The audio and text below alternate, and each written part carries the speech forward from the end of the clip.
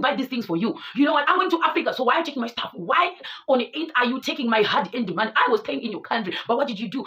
Hi guys, so today I just decided to give you a quick update about my trip from Thailand to Zimbabwe. Let me tell you what I personally did, not what someone else did. So what I did was to call all the airlines that I thought maybe they would travel to Zimbabwe. The first one was Kenyan and Emirates, then finally Ethiopian Airways. These are the 3 flights I thought maybe they'll just go to Zim anytime, you know. So I don't know why, for some reason, I never go lucky with the Kenyan Airways. Every time when I call Kenyan Airways, they never pick up their calls. I don't know why. Then as for Emirates, they're always ready to pick up their calls. But then unfortunately, I couldn't travel with them because of, you know, charity. It's a little bit costly for me, and also in terms of extra luggage, I couldn't afford the money that was asking for me to pay for the extra luggage. So I ended up picking, obviously, the love of my life, Ethiopian Airways. So these are some of the main things that anyone traveling to Zim using Ethiopian Airways should do. The first thing is to ask about the actual or specific days the airline will have flights to Zimbabwe. I don't know, maybe in some countries they have flights each and every day. I'm not so sure. Let me speak about my own case. So for example, when I wanted to travel end of October, I called the airline and I asked them if they'll have flights on the 26th of October, and they told me that they didn't have flights on the 26th of October, but then they'll have flights on the 27th of October. That's what happened. So because of that, I kind of said that, you know what, if you make arrangement or plans to travel on specific days and you're not so sure, you just have to be careful and call the airline so that you have correct dates. That's what I did. So then because of what happened, obviously in October, I had to cancel my ticket because of some reasons beyond my control. So I ended up postponing my journey or my trip to end of November. So I asked the person who was talking to me over the phone to give me the specific days of when they'll have flights from Thailand to Zimbabwe. That's what I did. Then they gave me all the dates, and so I don't know why, for some reason, it's weird. They would not have flights for like the whole week, and also sometimes they would have flights for like 3 days per week or 4 days per week. That's what happened. So I ended up picking the 28th of November. So I paid for my flight maybe some weeks before, but then I had to shush my mouth because I wasn't sure if my flight was going to be cancelled again, like what happened in March. So I just had to make it like it was like a secret. Let me just say it was like my own secret that I did. I was like, you know what, they will see me when I arrive in Zimbabwe, because I don't want any surprises, because I saw many people that, oh, you just went to Zimbabwe, you didn't tell us, you were supposed to tell us. Guys, let me tell you, these things of telling people when you're traveling during the pandemic, I don't know, but for me, I felt like it was not kind of, let me not say necessary, but I just wanted you to be, you know, careful, because if I announced to people that I was going to travel to Zimbabwe on the 28th of November, what if Thailand was just going to announce another lockdown for the next 4 months? What was I going to do? The embarrassment was going to come to me. People would say, oh my God, you say you're going to go to Zimbabwe on the 28th of November. What happened? Why are you still in Thailand? So this means that you don't want to go home. You're lying to us. Or maybe some people would say, oh my God, maybe she doesn't have to travel to Zimbabwe, you know. So jokes aside, I was just joking with you, but those are some of the main reasons why I didn't announce my trip to Zimbabwe. I just wanted to be careful. I just wanted to make sure I'm home safe and sound, with no problems, with no stress falling again upon myself. That's the reason why I kept my trip secret. So forgive me to all those people who feel like, oh my God, we thought you were gonna announce to us or what. So that's what happened. Okay, now in terms of COVID test, so this is what happened. It's a little bit funny, guys. My friend traveled from a certain country, I won't mention, to Zimbabwe. She didn't have a COVID test because they said, the airline said, we are following the guidelines of, I think Zimbabwe or Ethiopia, I'm not so sure. But as for me, oh my God, I don't know why. Thailand rules are just so strict, guys. If you don't know any country which is strict in this world, Thailand is a little bit strict in terms of everything, literally everything. So this is what happened. When I heard that my friend traveled to Zimbabwe with no COVID test, I was like, you know what? I will also do the same, because COVID tests in Thailand are very expensive. Guys, in Thai bahts, COVID test costed me 6,500 Thai bahts. When you convert Thai baht, 6,500 Thai bahts to US dollars, that's about 220 US dollars. So just imagine getting that throat swab and nasal swab. Guys, I'm not joking with you. That's a lot of money. And my friend told me that she got here COVID test on arrival at the airport, our one and only airport, our beautiful airport. That's where she got her COVID test for only 60, like 1, 2, 3, 4, 5, 6, 60 US dollars. Why would I pay 220 US dollars for COVID test in Thailand? Well, at least I can easily get them at the airport on arrival. So I was like, you know what? Let me just email the offices in Bangkok. So like, hi, Ethiopian Airways, my name is Sharon. Just you remember me? I had issues with you and March.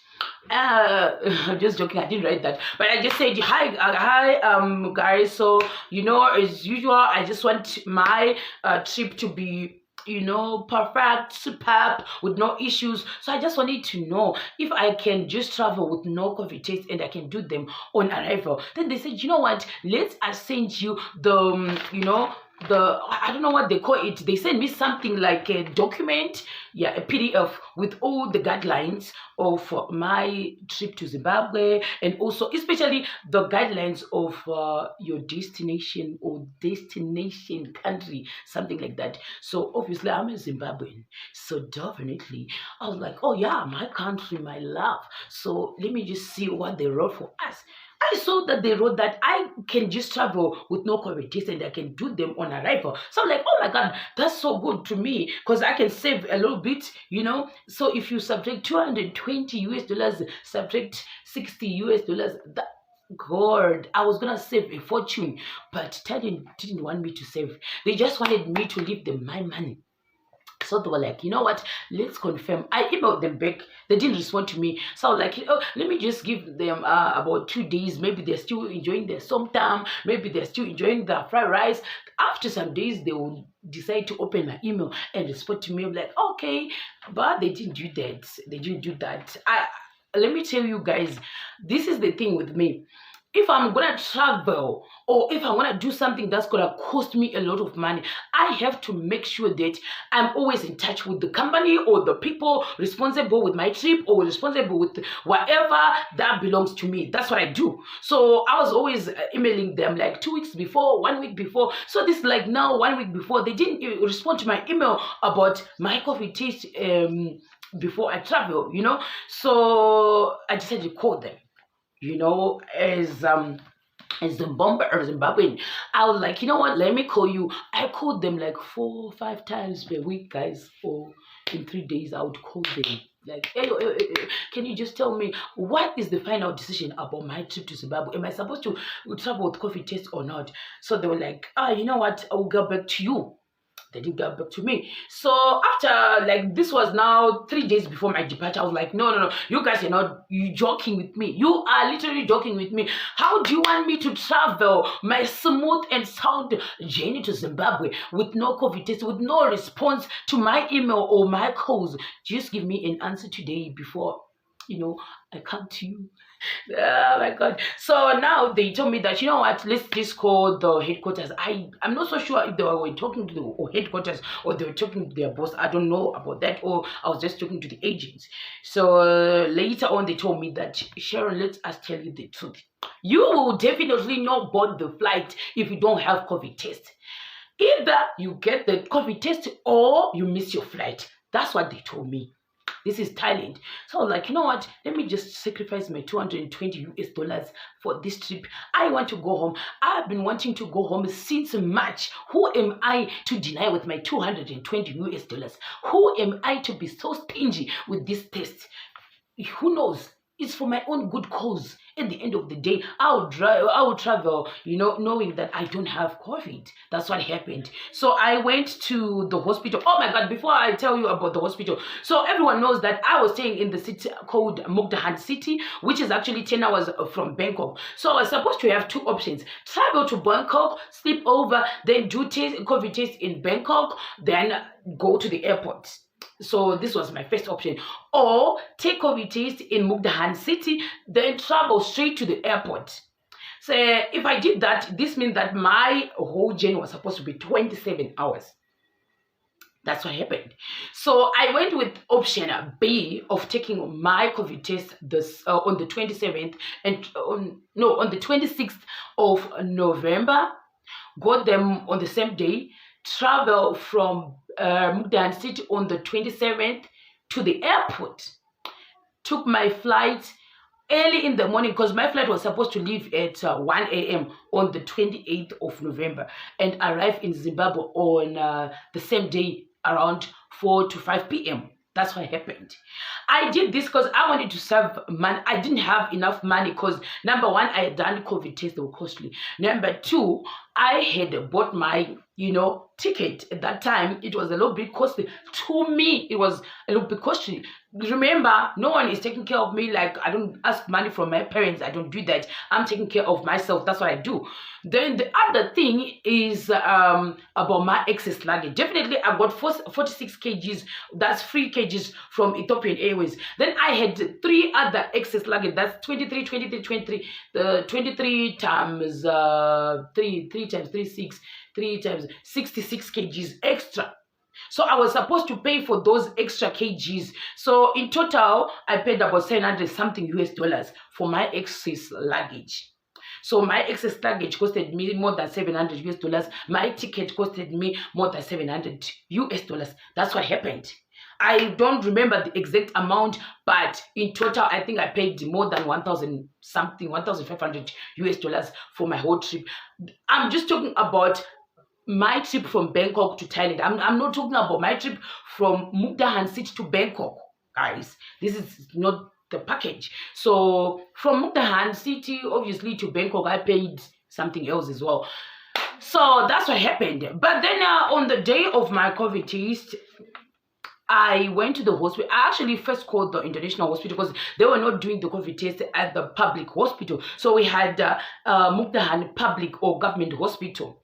Then we had Mukdahan International Hospital. At the public hospital, they don't do COVID tests. You can only go to the international hospital. So I went to their own Facebook page, and then I was like, okay, let me just Google Mukdahan International Hospital. I saw their number. I called. I was like, hi, Mukdahan International Hospital. My name is I also want to come and do COVID test. Do I need to book, or is just a walk-in? A walk-in is this, you just go with no appointment. You don't need to make an appointment if you want to see the people at the office, or so that's what happened. They was like, no, there's no need for you to make an appointment, but what you can just tell you is that you have to come early in the morning, like around 8 a.m. if you want your COVID test results the same day you take them. So that's what happened. I went to the hospital early in the morning. Then I had to sign some papers. Definitely, I was once there doing gastroscope, so they had my details at the hospital. And but I'll tell you about the mistake they did when they gave me back my results. They used the wrong passport number because I had an old passport that had expired.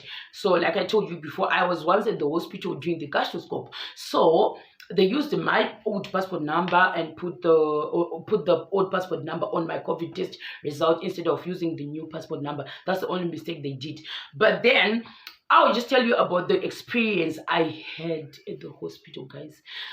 They do the throat swab. The throat swab. The throat swab was kind of a little bit uncomfortable. I felt like vomiting when they did the throat swab, and I don't know why. Maybe that's what they do in Zimbabwe. I've never done the COVID test in Zimbabwe, but then in Thailand, you do the COVID test outside the building, the hospital building, like outside, like at the car park. That's where you do your COVID test. I don't know why, so I'm still confused. I didn't ask them. I didn't manage to ask them because I was in excruciating pain when they did. I call it a nasal swab, but then the name written here is nasopharyngeal. I don't know how to pronounce it. I'm not a doctor, guys, but it's called nasopharyngeal swab. That's what they call it. NPS. Guys, that thing is not comfortable. If you want to go and do those things, guys, I don't know, maybe it's because the person who did those swabs to me was a little bit rough. I don't know, but I felt like it went in my eyes. That thing, that's what I felt. It was on this side. I screamed. It was so painful. I could even smell my own blood. I felt like this whole side is frozen. I was opening my eyes like this. I felt like someone just stabbed me at the back of my head because everything, it was frozen. Oh my God, I was in pain. I thought they were going to give me some painkillers, to ease or alleviate the pain, but they didn't give me anything. They just took my, my swabs. Then they said, "Are you okay?" I said, "No." I could just nod because I was I was in pain. That thing is painful for me. Maybe I'm that kind of a person who doesn't want to see needles, but I felt so severe pain. That's what I felt, and I was just kneeling down like this by the bench. They left me there. I stayed there like on the same position for like an hour. I could not open my eyes. That's why I can tell you I could not open my eyes because I was in pain.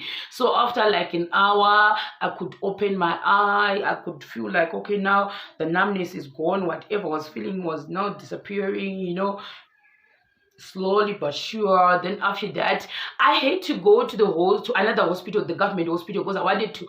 I have issues with my teeth, so I had to go and remove one of my teeth as well. And it was just drama, guys. I didn't manage to remove it. I just left. I was like, you know what? I'll remove it when I go back to my home country. Who are they to refuse removing my own teeth? I wanted to leave them. An African strong woman teeth in their hospital. They refused to take my tooth. So I was like, okay, no problem. I will leave you. I don't care. I will go back with my teeth. I will remove it when I go back to my country in 2021. That's what I told them. I'm joking. So later on, I went home. I couldn't eat. I don't know. I couldn't feel the taste of the food that I bought that same day. I waited for my results, and then they called me at around 6 p.m. They told me to come back and get my COVID result. That's what happened. But when I saw the report, it was written laboratory report for COVID-19 ODPC10 Ubon Ratchatan, Thailand. So I felt like maybe the reason why they told me that I have to come back to go to the hospital and get tested at 8 a.m. was because at Mukdahan International Hospital, they don't run the lab tests. Maybe they send them to Ubon Ratchatan. It's another big city next to, it's only 3 hours from Mukdahan. That's what I was thinking. I didn't ask them. I was thinking that they sent the results to Ubon Ratchatan and then they pick them up after they are processed. So this is what happened. My results came back like this: undetected or not detected. Coronavirus COVID-19 result not detected. These were my results. The first time I did my COVID test results, guys, they came like this. These are my COVID test results, and so that's my name. Sharon Chipomanjera, HAAAA Shema. That is my results. So that's what happened. I got them tested on the 26th of November. So they were actually 72 hours valid, guys. They are no longer valid because I've been in Zimbabwe since the 28th of November. This means that if I want to travel to South Africa, Tanzania, or any other country, I have to go through the same process of swabs and nasal or nosocephal swabs again. Guys, that process is not comfortable. But who are we?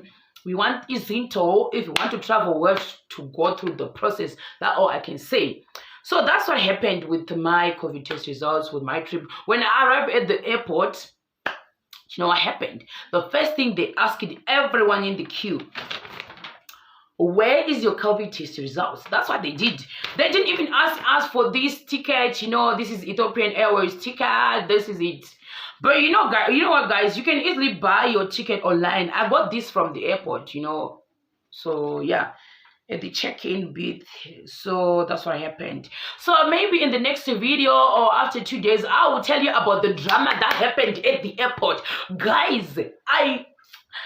I performed at the airport because they wanted to take some of my stuff at the airport. They were searching my bags, they took my batteries, they took my I have so many things that have batteries. I still have the things, but then they ended up taking some of my stuff at the airport. I wasn't happy. I wanted to I went to feast them, you know, pastor. So like, no, guys, I didn't buy these things for you. You know what? I'm going to Africa, so why are you taking my stuff? Why on the 8th are you taking my hard-earned money? I was staying in your country, but what did you do? You are taking my stuff. I bought from your people. You don't want to bring me. You don't want me to bring this stuff to my home country. Why? Who are you?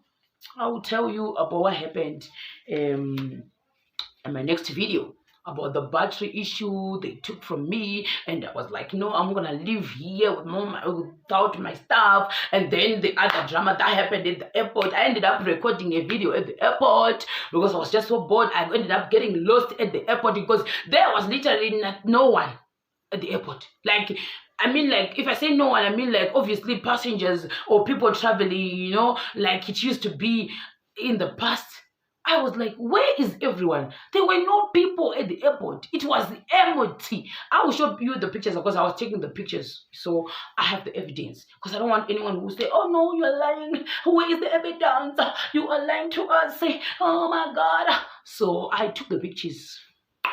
In case all the doubting Thomases will say, no. We were at the airport. The airport on the 26th or 28th of October. It was full with the people. So I was like, no. Let me take pictures. And also, I'll update you about what happened with our flight. Guys, an intern did a thing that didn't stop it or stopped our flight. Our flight could not move. It could not. Our flight had to stop. I don't know what. Now, here's the thing. I don't know the terms they use when they are flying their aeroplanes. But there was something that the intern did in those buttons. They will have so many buttons. But the intern pressed a wrong button while at least we were about to poof in the air. We had to stay there for like 3 hours because they had to fix the problem. They said we cannot go anywhere, but we have to fix the problem. So now they were going up and down, up and down. The manager was coming. This lady was coming. She looked Ethiopian. We were hearing non-stop. We slept and woke up at the airport. That's what happened. Then I will tell you maybe my that phase, my drama at the airport, the drama with the flight, and also my experience in Ethiopia, then arrival in Zimbabwe, and what I felt in terms of some symptoms when I arrived in Zimbabwe. And I thought maybe I had it. That's what I thought. And since that day, when I thought maybe something is wrong with me, that's the day I arrived, guys. 28th of November. I was just feeling like kind of like a severe headache. So I was like, what happened? Did I catch it somewhere else? That's what I thought. And I decided, you know what? I will not go anywhere for the next 2 weeks. They said 14 days. So I'll stay at my parents' house for the next 14 days. I don't even know what the CBD looks like. Because I told myself, I just want to be careful. I don't want to meet anyone. I don't want to go to our Zupuko, take transport to First Market place, Pedzanamo, to go to my Kotamai, look for clothes. While least I'm not so sure if I'm okay or not. This was only 1 day. I don't know why I had that severe headache. So that's what I will tell you. So since that day, I just decided to be just home. But I'm not sick. I'm not sick. I'm okay. I just had that headache I didn't like, and I decided not to go anywhere for the next 2 weeks. I just want to stay home. That's what I decided to do. So I'll see you in my next video, and I'll tell you about what happened at the airport. See See ya. Bye.